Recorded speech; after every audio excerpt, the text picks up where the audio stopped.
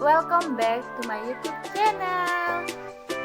Baiklah, pada hari ini saya akan menjelaskan sebuah materi tentang bentuk-bentuk perlawanan Indonesia masa kolonialisme. Terlebih dahulu, perkenalkan, nama saya Rosita Manalu dengan NIM 1905112708 dari Prodi Pendidikan Sejarah dengan dosen pengampu Bapak Nurdiansyah MPD. Baiklah, pada slide berikutnya saya akan menjelaskan perlawanan yang dilakukan Indonesia. Terlebih dahulu saya akan menjelaskan apa itu kolonialisme. Kolonialisme berasal dari kata koloni. Koloni menurut bahasa Latin artinya pemukiman dengan upaya menguasai suatu daerah dan sumber daya daerah tersebut.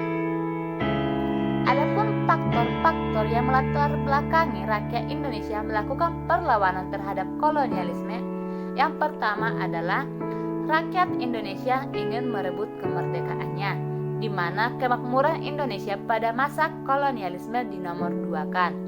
Yang kedua, terjadinya antagonisme, di mana mereka melakukan kekerasan dan kekurang ajaran terhadap rakyat Indonesia. Yang ketiga, rakyat Indonesia menentang dominasi asing yang semena-mena terhadap rakyat Indonesia dan membebaskan rakyat Indonesia dari penindasan. Artinya, Indonesia ingin merdeka dan terbebas dari penindasan dan kekerasan yang dilakukan para kolonialisme.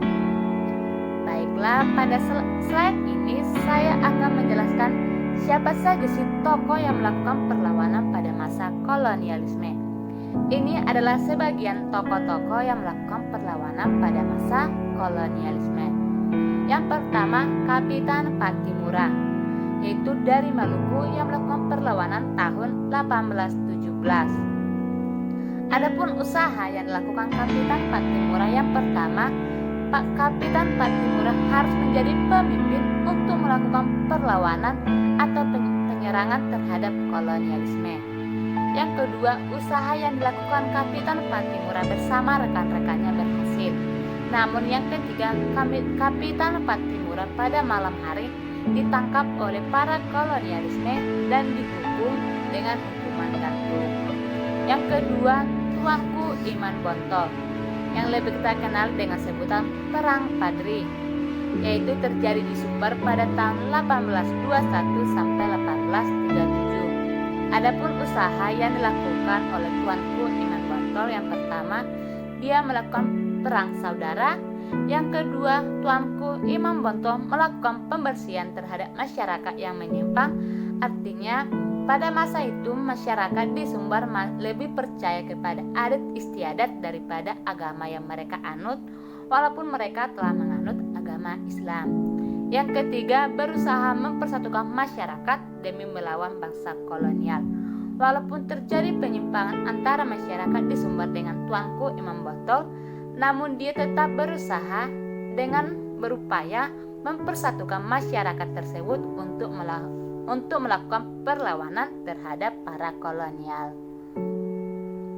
Baiklah, pada slide berikutnya saya akan menjelaskan nama-nama tokoh. Di sini yang ketiga adalah Perang Diponegoro yang terjadi pada tahun 1825 sampai 1830. Yang keempat, Perang Bali yang dipelopori oleh I Gusti Ngurah Rai yang terjadi pada tahun 1846 sampai 1849. Yang kelima, Perang Banjar yang dipelopori oleh Pangeran Antasari yang terjadi pada tahun 1859 sampai 1863.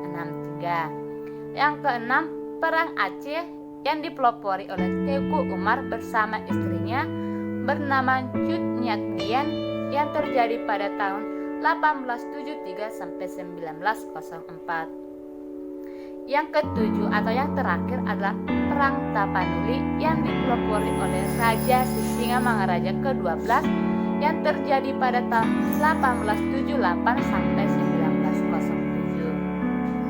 Baiklah, pada hari ini saya akan memilih salah satu bentuk perlawanan. Di sini saya akan menjelaskan bentuk perlawanan dari Tapanuli. Kalian pasti kenal dengan Raja Sisingamangaraja kan? Terlebih dahulu, Raja Sisingamangaraja ke-12 itu hanyalah sebuah gelar. Namun, nama asli dari Sisingamangaraja adalah Patuam Basar Ompu Boru. Dia lahir di Bangkara Tapanuli tanggal 18 Februari 1845. Raja Sisingamangaraja meninggal di Simsim tanggal 17 Juni 1907 bersama putrinya bernama Lotian. Adapun pasangan-pasangan dari Sisingamangaraja adalah Boru Simanjuntak, Boru Situmorang, Boru Sagala, Boru Nadeak, dan Boru Regar. Sisingamangaraja memiliki 3 orang anak, terdiri dari 2 orang putra dan 1 orang putri. Nama putranya bernama Patuan Anggi dan Patuan Nagari, sedangkan putrinya bernama Lopian. Adapun penghargaan yang diterima Sisingamangaraja adalah Pahlawan Kemerdekaan Nasional. Di sini saya akan menjelaskan langkah-langkah yang diambil Sisingamangaraja dalam merapat raksasa di Pasar Balige. Terlebih dahulu saya akan menjelaskan beberapa tentang Sisingamangaraja. Ketika Sisingamangaraja 12 dinobatkan menjadi Raja Batak, waktu itu umurnya masih 19 tahun. Sampai pada tahun 1886, hampir seluruh Sumatera sudah dikuasai Belanda kecuali Aceh dan Tanah Batak yang masih berada dalam situasi merdeka dan damai yang dipimpin oleh Sisingamangaraja 12 yang masih muda. Di sekitar Tapanuli, rakyat hidup dengan bertani, beternak, berburu, dan sedikit berdagang. Di mana Sisingamangaraja 12 menentang atau terkenal dengan anti perbudakan, anti penindasan, dan Sisingamangaraja sangat menghargai kemerdekaan. Sehingga Belanda pada waktu itu masih mengakui Tanah Batak sebagai De Onap Hankelijeke Batak Landan, atau daerah Batak yang tidak tergantung pada Belanda. Raja Sisingamangaraja 12 yang kendati secara clean bukanlah berasal dari Selindung, namun sebagai raja yang mengayomi raja-raja lainnya di seluruh Tanah Batak, bangkit kegemarannya melihat Belanda mulai menganeksasi tanah-tanah Batak. Raja Sisingamangaraja 12 cepat mengerti siasat atau strategi Belanda. Kalau Belanda mulai mencaplok Selindung, tentu mereka akan menyusul dengan menganeksasi Humbang, Toba, Samosir, Dairi, dan lain-lain. Sehingga terlihat dari peristiwa ini, Sisingamangaraja 12 lah yang dengan semangat garang mengumumkan perang terhadap Belanda yang ingin menjajah Tanah Batak. Sehingga pada bulan Juni 1876, dalam rapat penting bersejarah yaitu Sisingamangaraja mengambil 3 keputusan dalam rapat raksasa di Pasar Balige. Yang pertama, menyatakan perang terhadap Belanda. Yang kedua, jending agama tidak diganggu, artinya pada masa itu Raja Sisingamangaraja menganut sistem agama Parmali. Yang ketiga, menjalin kerjasama antara Batak dan Aceh untuk sama-sama melawan Belanda. Karena pada masa itu Belanda masih menjajah Aceh, namun Belanda sudah mulai melakukan penyerangan terhadap Tanah Batak. Baik, pada slide berikutnya saya akan menjelaskan langkah-langkah atau alasan Sisingamangaraja melakukan perlawanan terhadap kolonialisme. Pada tahun 1878 sampai 1907, di wilayah Tapanuli terdapat beberapa kerajaan suku Batak, di mana salah satunya berpusat di Bangkara, di mana raja terakhir bernama Sisingamangaraja ke-12. Adapun sebab-sebab Sisingamangaraja melakukan perlawanan terhadap kolonialisme, yang pertama, Raja Sisingamangaraja ke-12 tidak senang daerah kekuasaannya dikuasai oleh kolonial Belanda. Yang kedua, untuk mewujudkan Pax Nederlandika, Belanda berniat menguasai Tapanuli Utara. Pada saat yang sama, Belanda juga melancarkan peperangan di Aceh.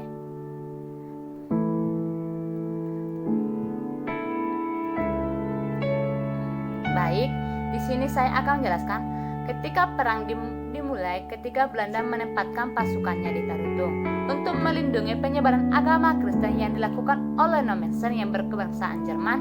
Sisingamangaraja 12 menyerang kedudukan Belanda di Tarutung selama 7 tahun, sehingga terjadi peperangan di Tapanuli Utara, yaitu di Bahal Batu, Siborong-borong, Balige, Laguboti, dan Lumban Julu.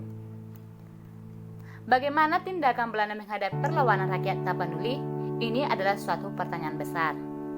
Pada tahun 1894, pasukan Belanda dikerahkan untuk merebut Bengkara sebagai pusat kekuasaan Sisingamangaraja. Akibat penyerangan tersebut, Sisingamangaraja pindah ke Dairi Pakpak. Sehingga pada tahun 1904, Belanda pimpinan Van Dayelen dari Aceh Tengah melanjutkan gerakannya ke Tapanuli Utara dan berhasil mendesak pertahanan Sisingamangaraja ke-12. Pada tahun 1907, pasukan Mersose dipimpin oleh Kapten Hans Christoffel berhasil menangkap Boru Sagala, istri Sisingamangaraja ke-12 bersama kedua putranya. Sementara ia dan para pengikutnya menyelamatkan diri ke hutan Sipsip. Bujukan agar raja mau menyerah ditolaknya. Akhirnya dalam pertempuran tanggal 17 Juni 1907, Sisingamangaraja ke-12 gugur bersama Putri Lopian dan dua orang putranya bersama Sultan Nagari dan Patuan Anggi. Di mana ini menjelaskan bahwa Sisingamangaraja memiliki semangat yang kuat melawan para kolonialisme. Sebelum ia gugur, ia terlebih dahulu ditawari oleh para bangsa kolonial untuk melakukan penyerahan dan dia mendapatkan keuntungan yang besar. Namun Sisingamangaraja menolak, karena bagi Sisingamangaraja kemerdekaan suatu daerahnya adalah hal yang paling perlu. Ini bisa menjadi suatu kemajuan atau patokan bagi kita generasi muda untuk memiliki sikap jiwa juang terhadap suatu daerah kita.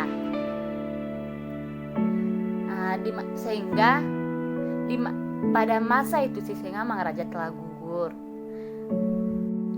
Baiklah, itulah alasan Sisingamangaraja melakukan perlawanan terhadap para kolonialisme.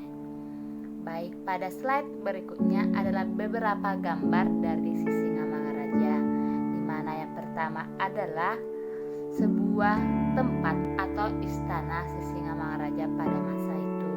Yang kedua ini adalah sebuah tempat wisata untuk mengingat dari perjuangan Sisingamangaraja. Yang ketiga adalah makam Sisingamangaraja. Yang keempat dan kelima adalah gambar dari Sisingamangaraja. Baiklah teman-teman, demikian yang dapat saya sampaikan mengenai perlawanan yang dilakukan Sisingamangaraja terhadap para kolonialisme. Sebelum saya tutup, terlebih dahulu jangan lupa like, komen, dan subscribe. Sekian dan terima kasih.